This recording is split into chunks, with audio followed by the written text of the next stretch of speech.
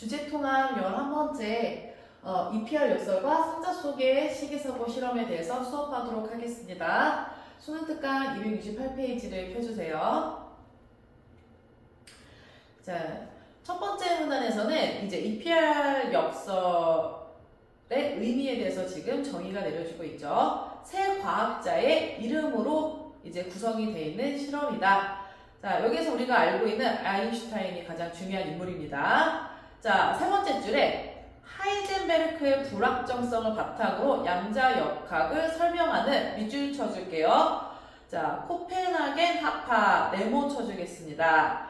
자, 해석의 문제를 제기했다. 자, 여기서 중요한 건 뭐냐면은 EPR 역설은 코펜하겐 학파의 해석의 문제를 제기했다. 그럼 서로 반대되는 주장을 한다는 거지. 자, 그리고 이제 그 코펜하겐 학파에 의하면 자, 전자는 위치 운동량으로 정해지는 전자의 상태가 확률적으로 여러 가지가 존재할 수 있다라고 보는데 그걸 양자중첩이라고 한다. 자, 양자중첩에다가 이제 동그라미를 쳐주도록 할게요. 자, 여기서 중요한 단어입니다. 그래서 전자의 위치와 운동량으로 전자의 상태가 확률적으로 여러 가지가 존재할 수가 있다. 근데 이 개념에 따르면은 전자를 관측하는 순간 더 이상 전자가 확률적으로 여러 가지 상태로 존재하는 겹친 상태가 아니라 단 하나의 상태로 결정된다. 자, 여기서 굉장히 중요한 말이 뭐냐면은 자, 관측이라는 게 중요합니다. 그러니까 뭐냐면 바라보는 순간 어떻게 되는 거야? 하나로 결정이 확 돼버리는 거예요. 그러니까 방금 여기는 뭐라 그랬어요? 여러 가지로 존재할 수 있었는데 관측하는 순간 한 가지로 정의가 된다는 거야. 자, 그래서 이 말이 굉장히 중요한 말이었습니다. EPR 역설은 이러한 양자중첩의 개념을 국소성의 원리로 반박하기 위한 것이었다. 자, 그럼 다시 한번. 자, 코펜하겐 학파가 먼저 나왔고 그 학파에 대해서 반박하기 위해서 EPR 역설. 자, 가장 중심되는 인물은 여기서 아인슈타인이야. 아인슈타인은 EPR 역설을 통해서 국소성의 원리로 그것을 반박했다.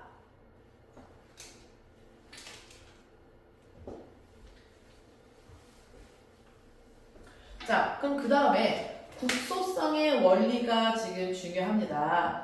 자, 두 번째 문단에서는 국소성의 원리를 우리에게 이해시키기 위해서 자, 돌을 던졌을 때 물결이 일어나는 파장으로 설명을 했어요. 자, 호수에 돌을 딱 던졌어. 돌을 던지면 어떻게 돼요? 물결이 이렇게 서로 파장을 이뤄가죠. 근데 이 파장이라고 하는 거는 물이라고 하는 것을 매개로 일어나는 겁니다. 자, 이걸로 지금 국소성의 원리를 설명해요. 자, 국소성의 원리는 뭐냐면 물리학에서 공간적으로 멀리 떨어져 있는 두 영역의 물체는 영향을 서로 직접 주지 못한다라는 내용입니다. 그러니까 지금 돌을 던졌을 때 물에서 파장이 일어나는 거는 물을 매개로 하는 거고, 자, 멀리 또 물리적으로 떨어져 있는 것에는 서로 영향을 주고받지 못한다. 자, 거기 있는 두 물체 사이에서 어떠한 영향이 전달이 광속보다는 빠를 수 없다. 자, 광속은 빛의 속도죠. 빛의 속도보다는 두 물체 사이의 빛의 속도보다는 빠를 수가 없다. 자, 이 문단의 내용은 이 국소성의 원리에 대해서 설명해주고 지금 끝이 났습니다. 중요한 말은 광속보다 빠를 수 없다. 자, 세 번째 문단으로 넘어가도록 할게요.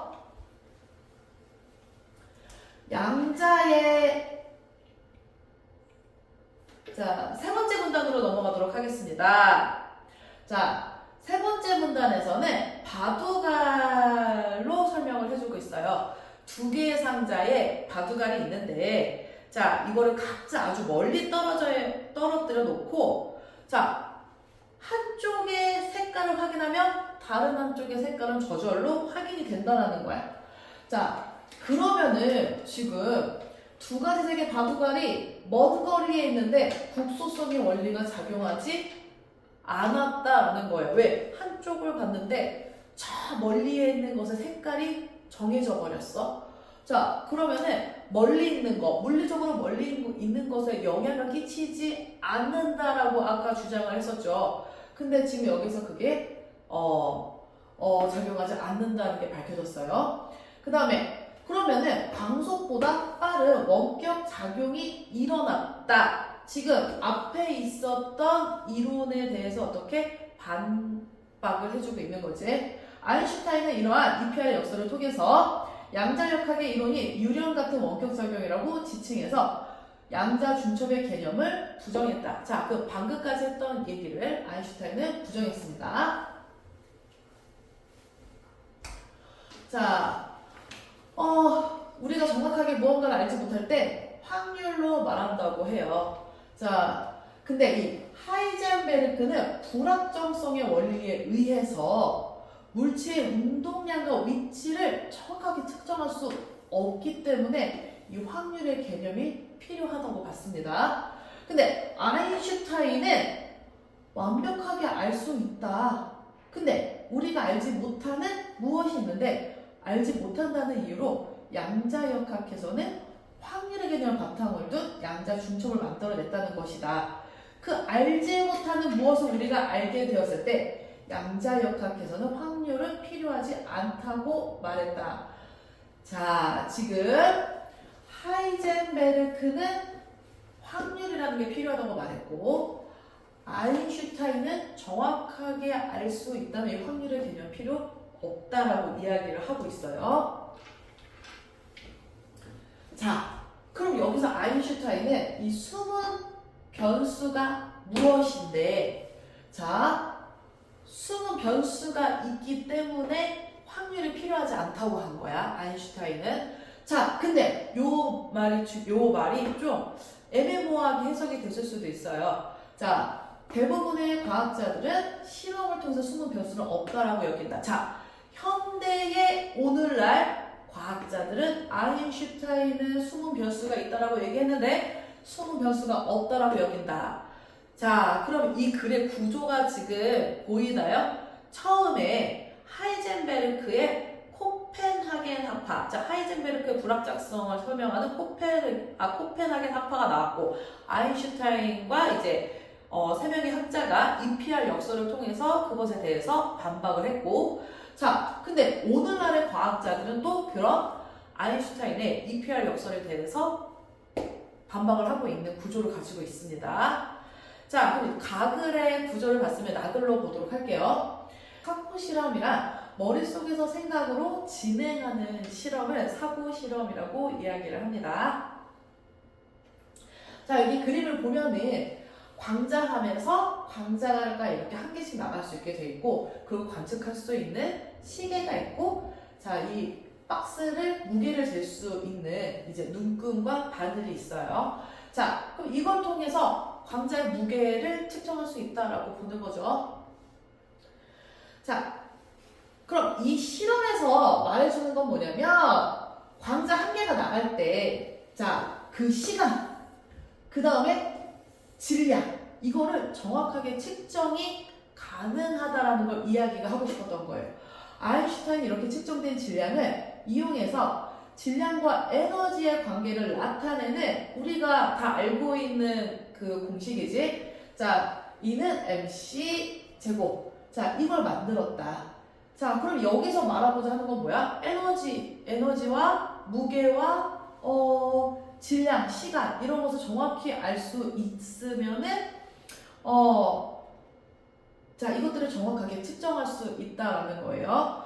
자, 그래서 그럼 이걸 모두 정확하게 측정할 수 있다면 아까 말했던 불확정성의 원리가 어떻게 무너지게 된다. 그래서 코페르겐 학파의 해석이 잘못된 거다. 아까 가에서 얘기한 것을 어떻게 실험으로 증명하고 있는 겁니다.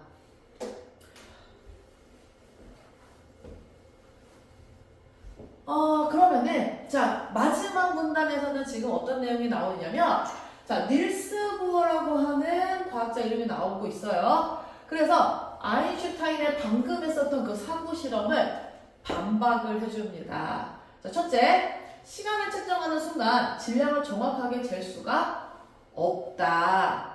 자, 왜냐하면은 그 광자가 하나 빠져나갈 때, 눈금과 시계를 동시에 볼 수가 없다라는 거예요. 그럼 시간은 정확하지 않아.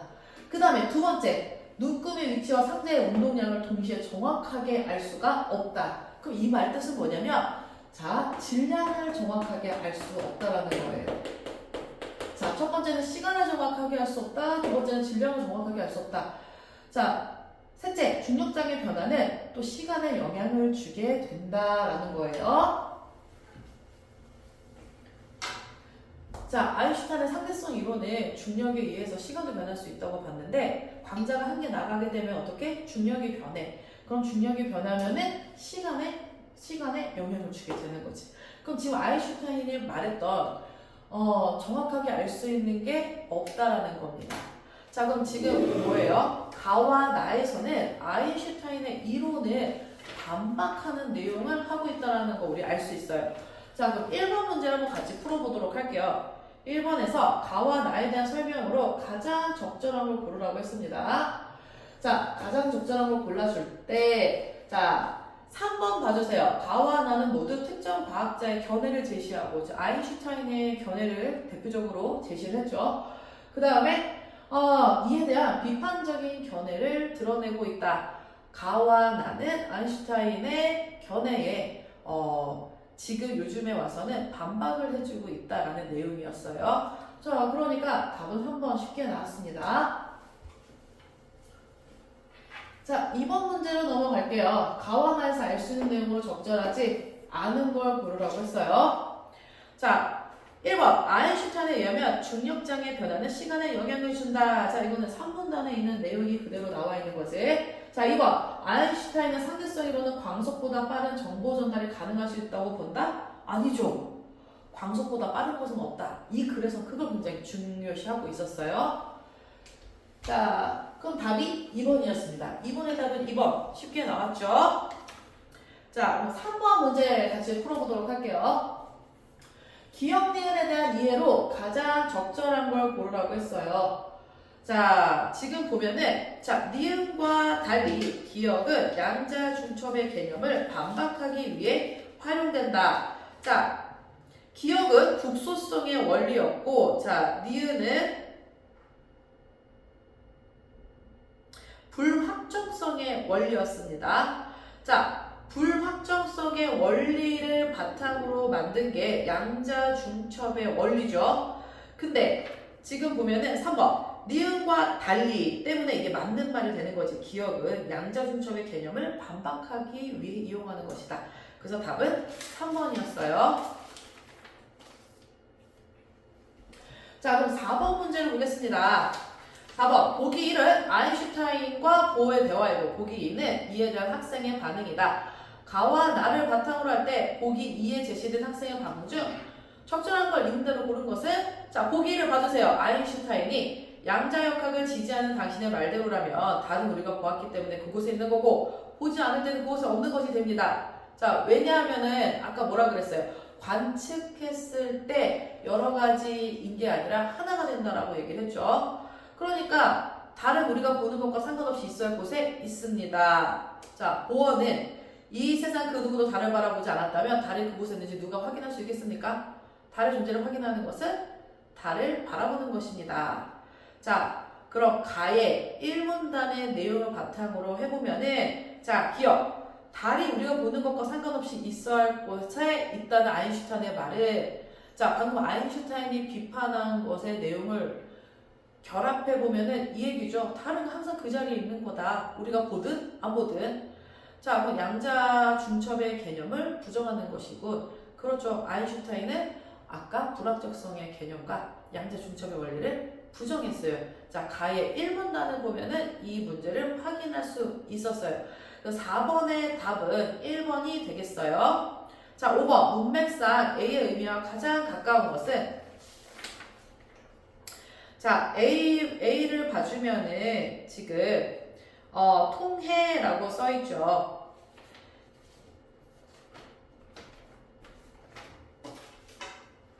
자, A의 의미와 가장 가까운 걸 고르라고 했어요. 답은 5번이었습니다. 자, 어떤 과정이나 경험을 거치는 의미로 봤을 때 이 1, 2, 3, 4, 5 중에서 가장 가까운 것은 자, 5번이 되겠죠. 겨울방학 실습을 통해서 새로운 이론을 익혔다. 어떤 과정이나 경험을 거치다 라는 뜻이 있었어요. 자, 1번. 내 친구는 우리 반에서 독서가로 통한다. 약간 그런 이름을 가지고 있다. 자격이 있다. 자, 2번. 두 종교의 기원은 서로 통하는 면이 있다. 서로 의미상 연결이 되어 있다. 내적인 관계가 있다. 3번. 얄팍한 수는 통하지 않는다. 여기서 통하다는 어떤 행동, 행위. 자, 4번. 일제강점 기간을 통해 숱한 동포가 고난을 겪었다. 자, 여기서 통에는 어떤 기간 동안 어떤 일을 겪는 걸 나타내주고 있죠. 자, 그래서 가장 비슷한 걸 고르라면 5번이라고 할 수 있겠습니다. 자, 오늘 여기까지 해보도록 할게요.